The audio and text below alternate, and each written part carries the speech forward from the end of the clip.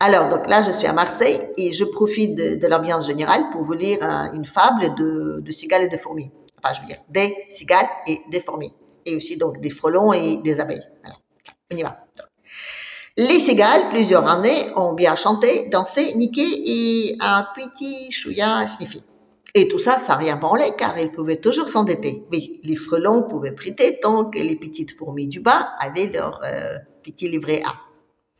Donc, dans leur jardin civilisé, les cigales restaient privilégiées. Et oui, depuis longtemps, on sait que les fourmis sont un peu cons.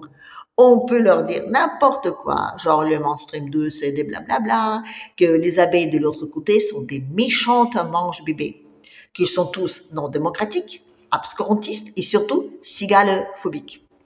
Et tout ça pour une seule raison, les miels des abeilles est drôlement bon. Alors il faut qu'ils soient aux frelons, car notre dette, c'est eux qui l'ont. Oui, les frelons, ils sont bien gentils tant que les cigales leur obéissent.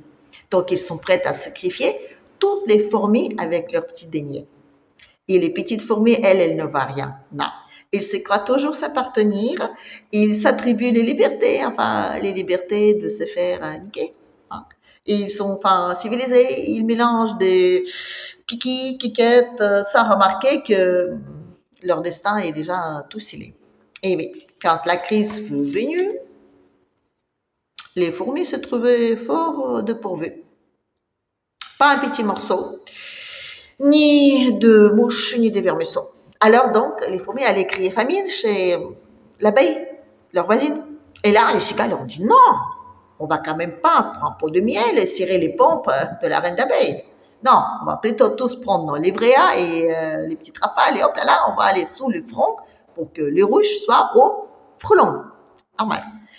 Et oui, dit donc la cigale branleuse, tuez-les tous, c'est une noble cause. Voilà, il faut quand même voilà, tout ça. Mais si on réfléchit bien, si l'abeille et la fourmi un jour se réunissent, ce sera un peu fini pour le frelon hégémonique et pour la cigale pathétique.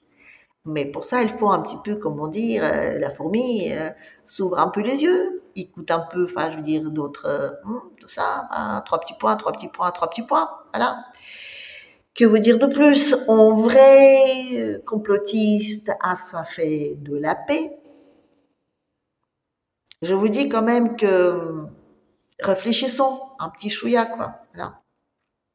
Oui, les abeilles, oui, les manches-bébés, là, ils sont un petit peu comme les fourmis. Enfin, vous voyez, ils travaillent, ils pensent à le bien de leur communauté, duquel elles veulent descendre, on va dire plutôt défendre, vous voyez. Je veux dire, bref, voilà, ce que je veux dire, c'est que tout ça, c'est bien triste. Voilà, c'est bien, bien triste. Enfin, il y a quand même une bonne nouvelle, laquelle j'ai annoncé hier à la fin de ma vidéo, qui fut très longue, d'accord, je parlais de poubelles, c'est pas très passionnant, mais enfin, c'était aussi pour dire que, vous voyez, on voit bien qu'on est tous différents, mais on est tous ressemblants par notre amour de la vie, par notre envie de grandir, de prospérer, de défendre nos enfants, notre famille, notre communauté, notre patrie quelque part. Enfin, pour ça, il faut aussi avoir une patrie, mais bon, ça, peut-être qu'un jour, ça arrivera.